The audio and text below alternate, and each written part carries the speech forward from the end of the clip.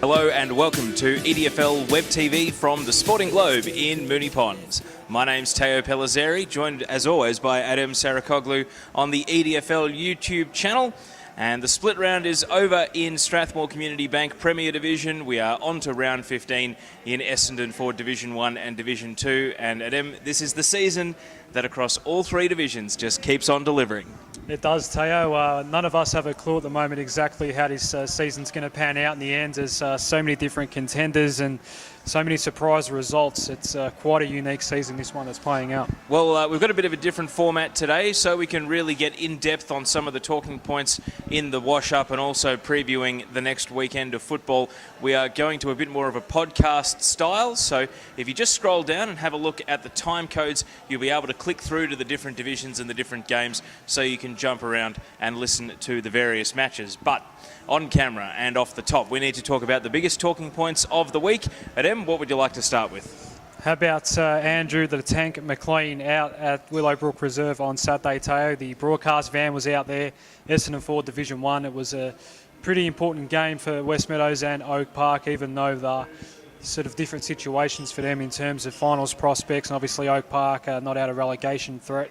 But a really good game of football. It was quite even in the end, and obviously it was all about the Tank. I do believe there was quite a bit of coverage in print media, and we certainly gave it a big pump up both before the game and during the game, obviously, and how great it was to see him kick a goal in the last quarter. And I think he laid a pretty big tackle as well, one holding the ball, free kick in the middle of the game as well, and it was certainly sparked a lot of excitement out in the crowd, which was quite sizable and quite vocal down at Willowbrook. It was one of the better atmospheres I've experienced since I've been broadcasting in the league, and it was a really, really fun day to be out there and a great win in the end for West Meadows. And what you're seeing on your screen is the highlights. You can watch the full game at EDFL.TV, so jump on there. You can either download it or stream it. You can watch the full game between West Meadows and Oak Park. And I just want to say props, West Meadows are one of the clubs that have the Northwest FM coverage on in the club rooms. We had a number of people come past, and I'm sure it helps that West Meadows won, but a number of people come past and say,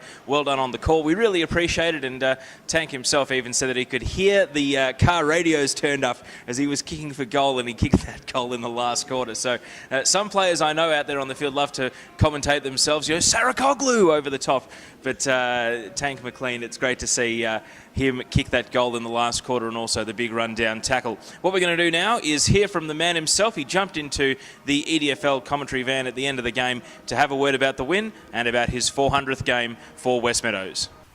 Look, I don't want to oversell it, but you don't spend 20 years down at the one place unless you love it. And there's a lot of people here who have played a lot of milestones.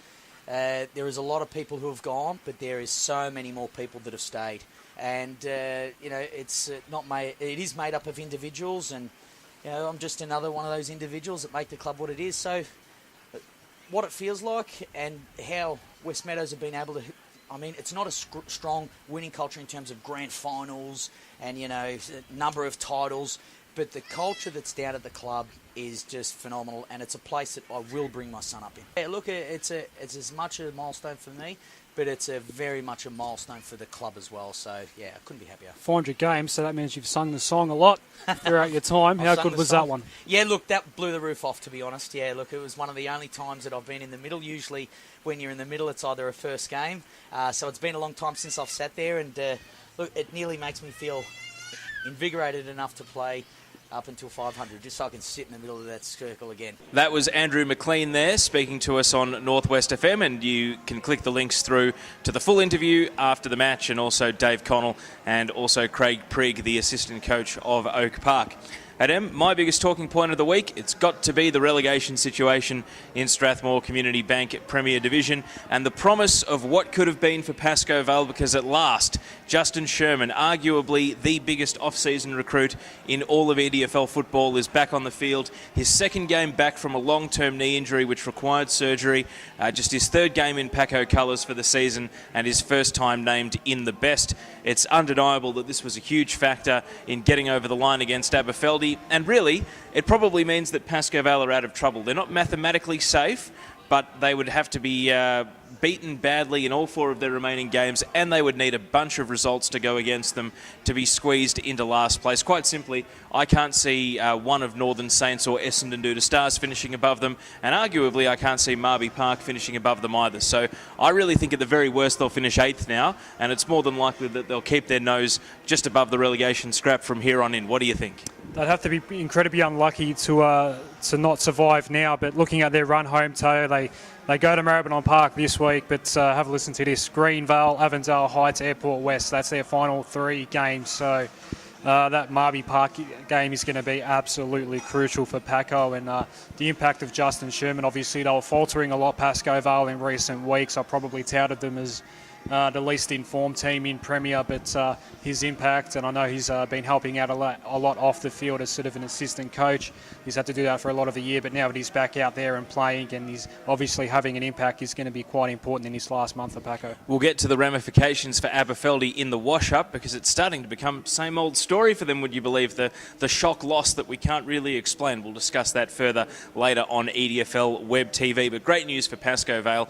We can't rubber stamp them as safe in Strathmore Community Bank Premier for next season, but they are just about there. Adem, what's the next big talking point of the week you'd like to cover? I'm going to stay in Premier as well, Teo, and you just touched on it. Aberfeldy, really surprise loss, obviously, to Paco. That was only 8 points, but perhaps more surprising was a pretty significant loss for Avondale Heights at home against Airport West.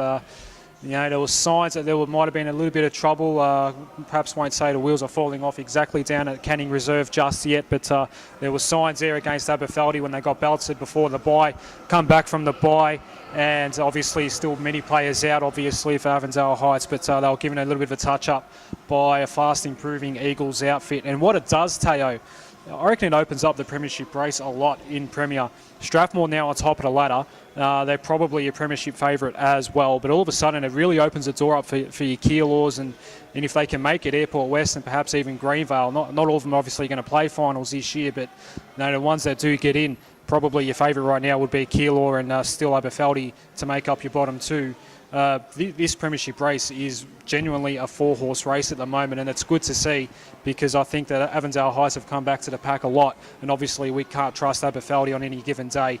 They can play really good footy, and if they can bring that when it matters most, they'll probably win at Abbas, but we know that they're very inconsistent, and that really does open the door for everyone else. A number of Premier clubs wanted a top 5 in the off-season. It's been a discussion on the table the last 2 summers. It hasn't happened. I personally prefer the top 4. It means you have to be good to get in. A top 5 has always been a very good finals system, though. It rewards the minor Premier that little bit more, and whether it's the AFL or other country football leagues or suburban leagues that use a top 5, it often leads to very few complaints as opposed to, say, a top 6 or maybe a top 4.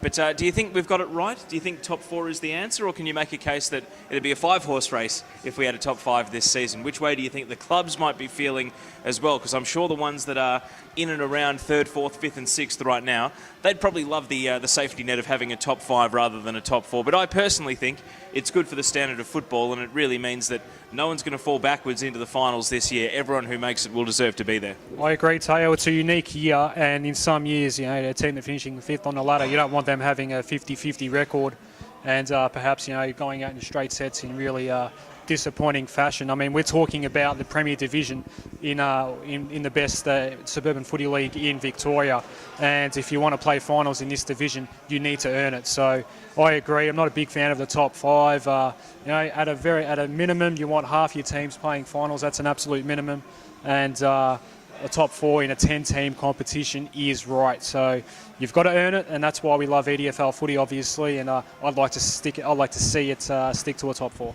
Now I've got a couple of other big talking points of the week. East Keilor.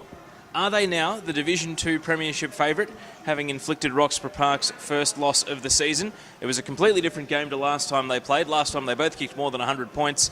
It was a shootout, high-scoring, fast-moving, very exciting. This one was a bit more of a grind. The conditions weren't particularly good. I've heard that it was quite an arm wrestle and maybe a bit more of a final style of football.